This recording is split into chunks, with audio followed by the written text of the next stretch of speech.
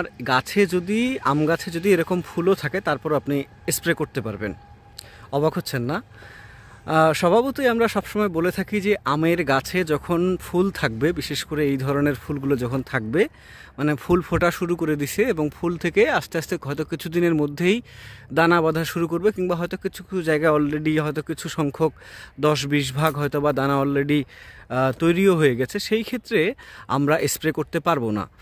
এই কথাটা একেবারেই যৌক্তিক এবং শতভাগ সত্য। অবশ্যই সেই সময়টা স্প্রে থেকে বিরত থাকা উচিত, কিন্তু এরপরও আমি যখন বলছি যে হ্যাঁ স্প্রে করা যাবে, তার মানে অবশ্যই নিশ্চয়ই কোনো কারণ আছে। কারণ ছাড়া তো অবশ্যই কোনো কথা বলবো না। কারণ হচ্ছে সারা দেশের মানুষ যেখানে বলছে করা যাবে না আমি বলছি, এবং অনেকেই আমার পরিপূর্ণ ভিডিওটা দেখলে অবশ্যই একমত হবেন যে হ্যাঁ যদি আমের গাছে ফুল থাকেও সেই ক্ষেত্রেও কিন্তু আপনি চাইলে অবশ্যই স্প্রে করতে পারবেন। তবে এই ক্ষেত্রে আপনাকে একটা বিষয় দেখতে হবে, যেমন ধরেন এই যে একটা গাছ দেখা যাচ্ছে আমের গাছ, আপনি আমের বাগানে যাবেন, এইভাবে একটু হালকা নড়াচড়া করে দিবেন, কিংবা হচ্ছে আপনি যদি আমের বাগান একটু ঘুরতে চান, আমের বাগান ঘুরতে গেলে তখন কিন্তু অনেক সময় দেখবেন পোকামাকড় বেশ ভালোভাবে উঠছে, তারপরে হচ্ছে অনেক রকমের সমস্যা দেখা দিচ্ছে, কিংবা কোনো জায়গায় পচে গেছে, কোনো জায়গায় পচন কিংবা সাদামাছি কিংবা হচ্ছে হপার পোকা বিভিন্ন ধরনের আক্রমণ দেখা যাচ্ছে এবং ব্যাপক পরিমাণে দেখা যাচ্ছে।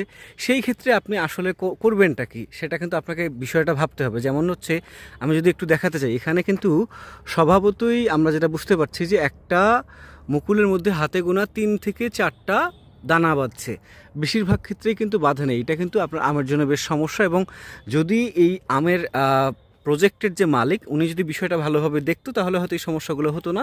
তো নিয়মিত পরিচর্যা করবেন, মাঠে যাবেন, অবশ্যই বাগানে ঘোরাফেরা করবেন। ঘোরাফেরা করার পরে যদি পোকামাকড়ের আক্রমণটা একটু বেশি দেখেন, হপার পোকার আক্রমণ কিংবা হচ্ছে যেগুলো আপনার গাছকে ফুটো করে দেয়, কিংবা এছাড়াও বিভিন্ন ধরনের রোগবালাইয়ের আক্রমণ যদি থেকে যায়, সেই ক্ষেত্রে আপনাকে কিছু কাজ করতে হবে।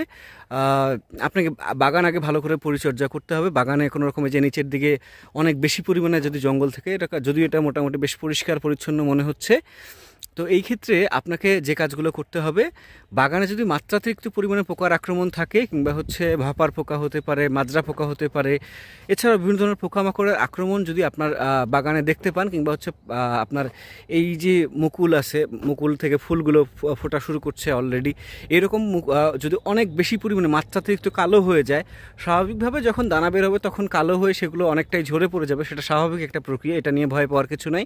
কিন্তু যদি দেখেন যে আপনার মুকুল এখন পর্যন্ত পরিপূর্ণভাবে ফুল আকারে ধারণ করে নাই, কিংবা হচ্ছে ফুল আসলেও সেগুলো এখন পর্যন্ত দানা বাঁধার সময় হয় নাই, সেই ক্ষেত্রে আপনি যে বিষয়টা খেয়াল করছেন যে অনেক বেশি পরিমাণে কালো হয়ে যাচ্ছে, সেক্ষেত্রে আপনি বুঝবেন সেখানে হপার পোকার আক্রমণ হতে পারে, কিংবা হচ্ছে মাটিতে পুষ্টির অভাব হতে পারে, তারপরে হচ্ছে থ্রিপসের আক্রমণও হতে পারে। এছাড়াও মানে বিভিন্ন ধরনের রোগবালাইয়ের কারণে এই সমস্যাগুলো দেখা যায়। যদি এরকম সমস্যায় আপনি ভোগেন কিংবা পড়ে থাকেন, কিংবা দেখেন যে এরকম সমস্যা দেখা যাচ্ছে, সেক্ষেত্রে অবশ্যই আপনাকে স্প্রে করতে হবে এবং অবশ্যই স্প্রে করা যাবে। তবে একটা বিষয় বলে রাখি, সেই সময়গুলোতে আপনি কিন্তু একটা বিষয় স্প্রে করবেন না, সেটা হচ্ছে কীটনাশকের স্প্রে করা যাবে না। যেমন হচ্ছে আপনি চাইলে ছত্রাকনাশক স্প্রে করতে পারেন, তারপরে হচ্ছে আপনার জমিতে ইমিডাক্লোপিড গ্রুপের যে কীটনাশক আছে সেটা খুব কম মাত্রায় প্রয়োগ করেন। যদি আপনার জমিতে অনেক বেশি মাত্রায় পোকামাকড়ের আক্রমণ থাকে, সেই ক্ষেত্রে আপনি কম মাত্রায় প্রয়োগ করতে পারবেন এবং মাত্রাটা স্বাভাবিকের থেকে প্রায় 2 থেকে 3 গুণ কম হবে। যদি আপনি হিসাব করেন যে আপনার ইমিডাক্লোপিড আপনার